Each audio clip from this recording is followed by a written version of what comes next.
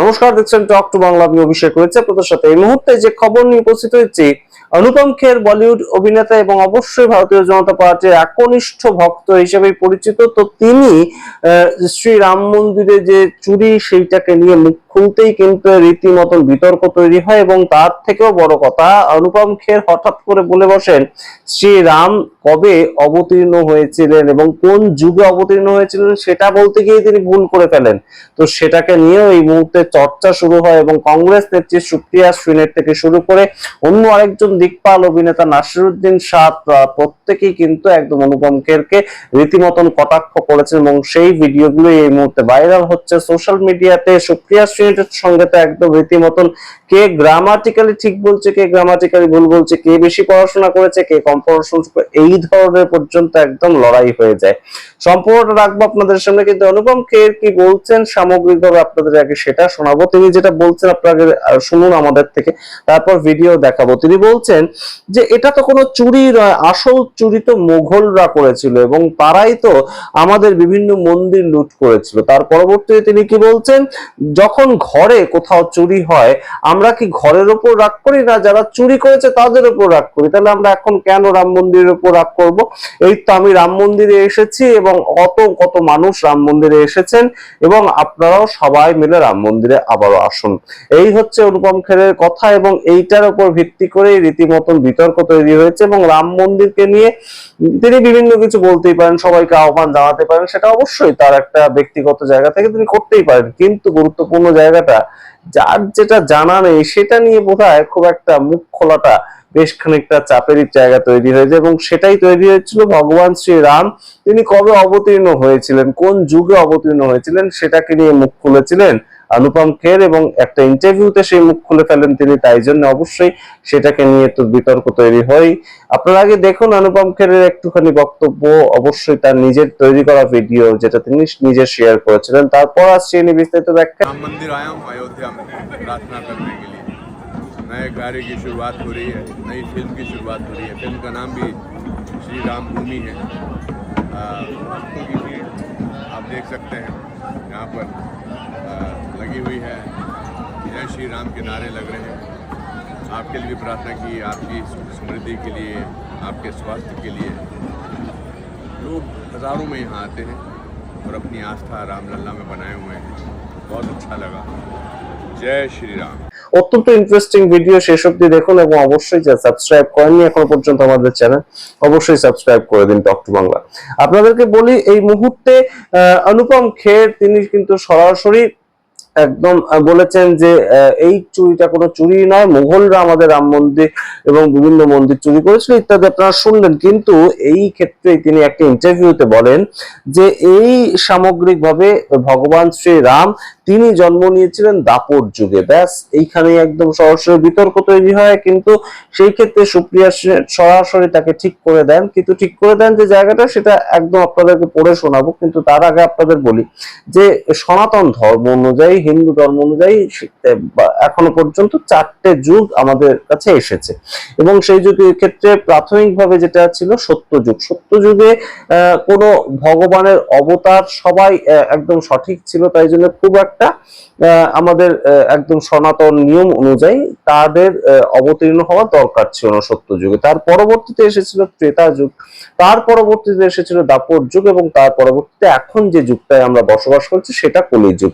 এবং সেটা সনাতন ধর্ম অনুযায়ী সেই নিয়মটা আমাদের জানা রয়েছে। এবং সেই ক্ষেত্রে ত্রেতা যুগে বিষ্ণু অবতার রূপে এসেছিলেন, ভগবান শ্রী বিষ্ণু অবতার রূপে এসেছিলেন, রাম অবতার রূপে, শ্রীরাম অবতার রূপে ত্রেতা যুগে এসেছিলেন। তার পরবর্তীতে যে দাপর যুগ আসে, সেই দাপর যুগে ভগবান শ্রী বিষ্ণু তিনি কৃষ্ণ কানাই অর্থাৎ কৃষ্ণ অবতারে অবতীর্ণ হয়েছিলেন এবং তার পরবর্তীতে কলিযুগ চলছে এখন। কিন্তু এইখানে অনুপম খেরের বক্তব্য অনুযায়ী তিনি বলে ফেলেন ইন্টারভিউতে যে দাপর যুগে শ্রীরামচন্দ্র অবতীর্ণ হয়েছে। তো সেখানেই একদম সরাসরি সুপ্রিয়া সিনের তিনি বক্তব্য রাখেন এবং তিনি সরাসরি বলেন যে এই যে অনুপম খের বিভিন্ন কথাবার্তা বলছেন, কিন্তু তিনি কি আদপে জানেন যে শ্রীরামচন্দ্র কবে এসেছিলেন, তো তাকে কারেক্ট করিয়ে দেন তিনি, এবং তিনি একদম সরাসরি বলেন যে তিনি ত্রেতা যুগে এসেছিলেন, দাপর যুগে আসেননি। কিন্তু সেটা বলতেই অনুপম খের তিনি কোনো মতেই মেনে নেবেন না, এবং তিনি সেই জায়গাটাকে, তার যে অপমানটা সেটাও মেনে নেবেন না।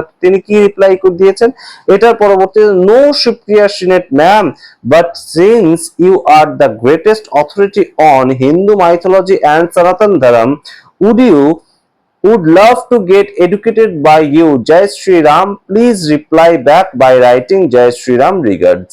অর্থাৎ কোথাও গিয়ে তিনি এই যে দাপর যুগে শ্রীরামের অবতার হয়েছিল সেই কথাটা যে বলেছেন সেটাকে নিয়ে কিন্তু তিনি কোনো কথা বলেননি। অত্যন্ত সাটল ওয়েতে তিনি বলেছেন যে একদম আপনি যেহেতু একদম গ্রেটেস্ট অথরিটি হিন্দু মাইথোলজি এবং সনাতন ধর্মে, তাই জন্য আপনার থেকে আমরা এডুকেটেড হতে খুব ইন্টারেস্টেড হব, অর্থাৎ কটাক্ষ করেছিলেন। কিন্তু তারপর সুপ্রিয়া সেনের একদম সরাসরি কিন্তু তার যে রিপ্লাইটা দেন সেখানে তিনি একদম গ্রামাটিক্যালি কারেক্ট করেন অনুপম খেরকে। তিনি প্রথমে লেখেন সিয়াবার রামচন্দ্রের জয়, সিয়াবার রামচন্দ্র কি জয় আমরা একদম বলেই থাকি, এবং জয় শ্রীরাম অনুপম খের যেমন বলেছেন সিয়াবার রামচন্দ্র কি জয়।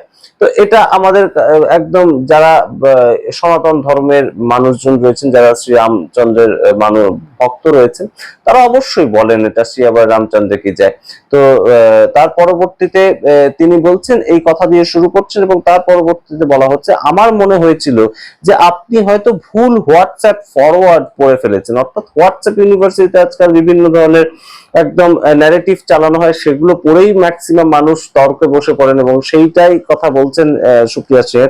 বারবার শ্রীরামকে দাপর যুগের বলে ফেলছেন আপনি, অর্থাৎ যেটা আপনাদেরকে সামনে ব্যাখ্যা করলাম যে ত্রেতা যুগে শ্রী বিষ্ণুর অবতার হিসাবে শ্রী প্রভু রামচন্দ্রের অবতীর্ণ হয়েছিলেন, তিনি অবতার তার এসেছিল শ্রী রামচন্দ্র রূপে। সেই রকমই কিন্তু সনাতন ধর্মের যে ইতিহাস, সনাতন ধর্মের যে বক্তব্য সেটা অনুযায়ী একদম বর্ণিত রয়েছে, কিন্তু তিনি বলে ফেলছেন দাপর যুগ, এবং সেটা বারংবার বলছিলেন।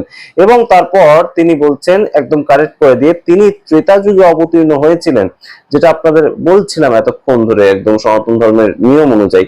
তো তার পরবর্তীতে, আর যেহেতু আপনি আমার কাছ থেকে শিক্ষা পেতে চান, যেহেতু অনুপম খের বলেছিলেন আপনার থেকে শিক্ষিত হতে চাই আমরা, তো সেই ক্ষেত্রে তিনি বলছেন রিপ্লাই একটি কথাই যথেষ্ট, অর্থাৎ ইংলিশ গ্রামাটিক্যালি কথা তিনি বলছেন, রিপ্লাই একটি কথাই যথেষ্ট। রিপ্লাই ব্যাক ব্যাকরণগতভাবে ভুল কথাটা একদম, আপনি যদি বলেন যে আমার মাথায় খুব হেডেক হচ্ছে, এই কথার তো মানে নেই কোনো।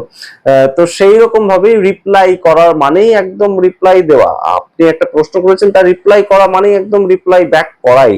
সেক্ষেত্রে রিপ্লাই ব্যাক কথাটা আর ইউজ করতে হয় না। তো সেই গ্রামাটিক্যালি এরর সেটাকেও কিন্তু সুপ্রিয়া সিনেট বলে দিয়েছেন, এবং অত্যন্ত গুরুত্বপূর্ণ ভাইরাল হচ্ছে এই কনভারসেশনটা, এই মুহূর্তে গুরুত্বপূর্ণ জায়গা তৈরি হয়েছে। এবং অবশ্যই তার সঙ্গে আরেকটা বিষয় এই মুহূর্তে ভাইরাল হচ্ছে যে নাসিরুদ্দিন শাহ কয়েক মাস আগে একদম অনুপম খের সম্বন্ধে বলেছিলেন যে অনুপম খের তিনি এই মুহূর্তে যা বলেন সেটা খুব একটা ধর্তব্যের মতো ধরার মতন নয়, কারণ তিনি বিভিন্ন ধরনের বিভিন্ন কথা বিভিন্ন সময় বলে বেড়ান, এবং সেগুলো খুব একটা তিনি একদম নিজে যেভাবে প্রেজেন্ট করেন সেটা খুব একটা গুরুত্বপূর্ণ ভাবে না নেওয়াই ভালো। এই ধরনের একটা কথা তিনি বলেছিলেন, সেইটাও আপনারা সোশ্যাল মিডিয়াতে দেখতে পারেন, একটি পডকাস্টে নাসিরুদ্দিন শাহ এই ধরনের কথা বলেছিলেন। তো সামগ্রিকটা মিলিয়ে এই মুহূর্তে অবশ্যই একটা জমজমাট পরিস্থিতি, রাম মন্দিরকে নিয়ে অনুপম খের তার বক্তব্যটা রাখতে চেয়েছিলেন, কিন্তু সেখানে তিনি ভুল বলে ফেলেছেন, তাই সেখানেও একটা ধাক্কা। এবং অবশ্যই অনুপম খের কিংবা কাঙ্গনা রানাওয়াত তারা অবশ্যই খুবই ভালো অভিনেতা